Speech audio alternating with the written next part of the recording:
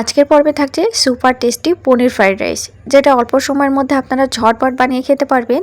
আর এই রাইসটা খেতে দুর্দান্ত টেস্ট হয়। একদম সহজ ও ঘরোয়া মশলাতেই দুর্দান্ত স্বাদের একটা রেসিপি আপনারা বলতে পারেন। তো ভিডিওটি স্কিপ করবেন না, আপনাদের ভালো লাগবে। তো প্রথমে আমি বাসমতি চাল নিচ্ছি, মেজারমেন্ট কাপের 2 কাপ। তো আপনারা বাড়ির সদস্য অনুযায়ী অবশ্যই চাল নিয়ে নেবেন। আর এখানে আধা কিলো বাসমতি চাল নিয়েছি। আপনারা যে কোনো ব্র্যান্ডের চালটা এখানে ব্যবহার করতে পারেন। চালটাকে পানি পাল্টে কয়েকবার ধুয়ে আধা ঘন্টার জন্য ভিজিয়ে রাখবেন। চলুন এবার পরের স্টেপে আমরা পনির কেটে নিই। তো পনিরটা আমি 2 ভাগে প্রথমে ভাগ করে নেব। অর্ধেকটা খুব ছোট পিস করব আর অর্ধেকটা আমি একটু বড় সাইজের পিস করব। তো দেখুন আমি এটাকে কিউব করে কেটে নিয়েছি। এটাও আমি কিউব করে কাটবো, তবে সাইজে একটু বড় রাখবো। শুধু রাইসটা দেখতে ভালো লাগবে সেই জন্য আমি পনিরটা 2 রকম করে কাটছি। আপনারা যে কোনো একটি শেপ দিয়েও কেটে নিতে পারেন, তাতে কোনো যায় আসে না। তো সব পনিরের টুকরোগুলো কাটা হয়ে গেছে। চলুন এবার আমরা চালটাকে সেদ্ধ করে নিই। তো চাল সেদ্ধ করার জন্য এখানে আমি 2 লিটার পানি নিয়েছি, আর সাথে একটু লবণ দিয়ে দিলাম, আর দিয়ে দিলাম ঘি। গাওয়া ঘিটা অবশ্যই আপনারা 1 চা চামচ ব্যবহার করবেন, তাহলে চালটা সেদ্ধ হওয়ার পরে গায়ে গায়ে লাগবে না। আর ওপর থেকে আমি কিছুটা গরম মশলা দিয়ে দিলাম, এলাচ, দারুচিনি আর আছে গোলমরিচ।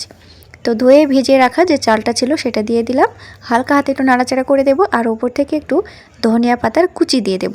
এই ধনিয়া পাতাটা দিলে রাইসটা খেতে বেশি টেস্টি হবে, তবে কিন্তু এটা অপশনাল রইল, আপনারা নাও দিতে পারেন।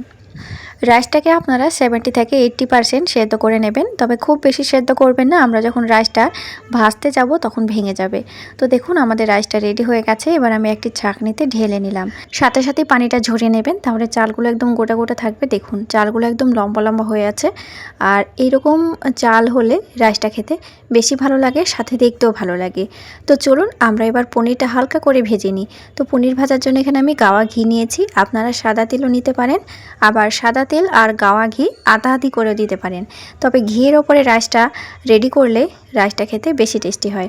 তো আমি যে ছোট বড় করে 2 রকম করে পনিরটা কেটে রেখেছিলাম সেটা আমি লাল করে ভেজে নিয়েছি, সাথে কিছুটা কাজু বাদাম দিয়ে দিলাম। পুরো রাইসটাই আমি ঘিয়ের ওপরে আজকে রেডি করেছি, আপনারা সাদা তেলেও করতে পারেন। এবার আরেকটু গাওয়া ঘি দিয়ে সাথে একটু পেঁয়াজ কুচি, একটু আদা কুচি, একটু রসুন কুচি, ক্যাপসিকাম কুচি আর আমি বাঁধাকপি একদম গ্রেট করে নিয়েছি। আপনারা যে কোনো সবজি এখানে দিতে পারেন আপনার পছন্দ মতো। আবার আপনারা বাচ্চাদেরকে যে সবজিগুলো খাওয়াতে চান সেগুলো আপনারা অ্যাড করতে পারেন। এবার আমি 1 চা চামচ পরিমাণে টমেটো সস, 1 চা চামচ চিলি সস আর 1 চা চামচ ভিনেগার দিয়ে দিলাম। এবার সেদ্ধ করে পানি ঝরিয়ে রাখা চালটা দিয়ে দেব। চালটা দিয়ে ভালো করে নাড়াচাড়া করে নেব। আর এখানে চালটা দিয়ে খুব বেশি নাড়াচাড়া করবেন না, চালটা ভেঙে যাবে।